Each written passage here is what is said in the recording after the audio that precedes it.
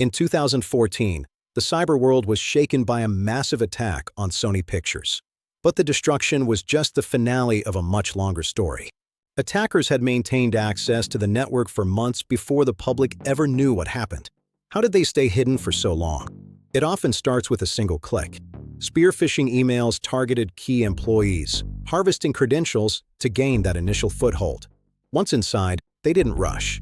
They moved laterally, jumping from system to system, mapping the network infrastructure silently. This is called persistence. They planted backdoors and created administrative accounts, ensuring that even if one entry point was closed, they had others. They used a technique called living off the land, using legitimate administrative tools like PowerShell to execute commands. Because these tools are standard for IT maintenance, the malicious activity blended in perfectly with normal daily traffic. So why was detection delayed? At the time, most defenses relied on signature-based detection, looking for known bad files. The attackers used custom-compiled malware that had never been seen before. To the antivirus systems, it looked harmless. They also exfiltrated data slowly. Instead of grabbing everything at once, which would spike bandwidth monitors, they trickled it out over time. This strategic patience allowed them to steal terabytes of sensitive data, emails, unreleased films, and employee records, without tripping alarms.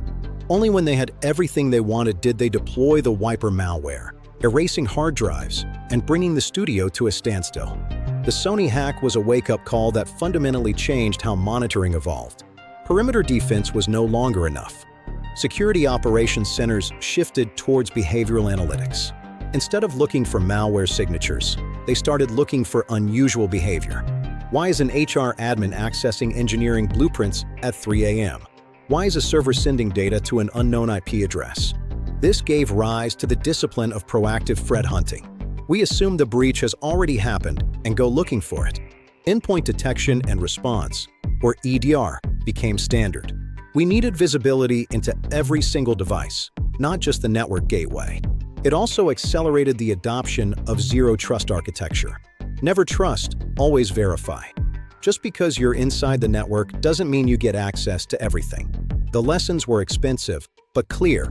Delayed detection is the result of passive monitoring. Active defense is the only way forward. Cybersecurity is an endless game of cat and mouse. The Sony hack showed us that the quietest intruders are often the most dangerous. Stay vigilant and keep monitoring. Thanks for watching.